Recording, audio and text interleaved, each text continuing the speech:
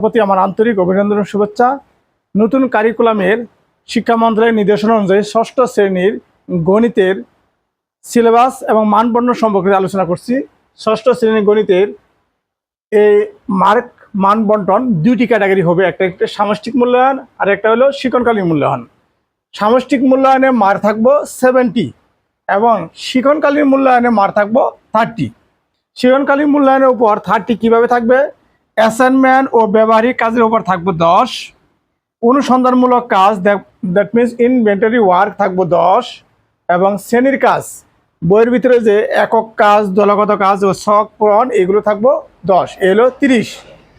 এখন সামষ্টিক মূল্যায়নের উপর প্রশ্ন হবে 3 ক্যাটাগরি। 1 নম্বর হলো বহু নির্বাচনী মধ্যে নৈর্ব্যক্তির মধ্যে আছে এমসিকিউ 15 এবং এক কথায় 10।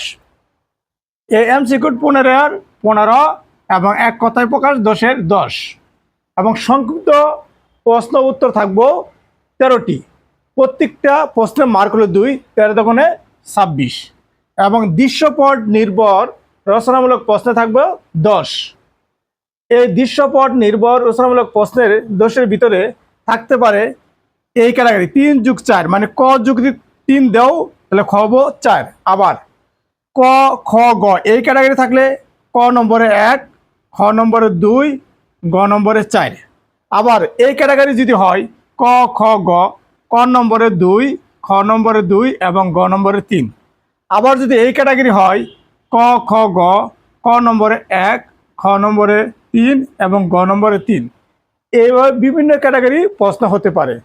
এরকম প্রশ্ন পেতে অবশ্যই আমার চ্যানেলটি সাবস্ক্রাইব করবা। যারা ফেসবুক পেজ থেকে দেখছো অবশ্যই লাইক, ফলো, কমেন্ট করো, যাতে যে কোনো ধরনের প্রশ্ন দেওয়ার সাথে সাথে তোমরা পাও।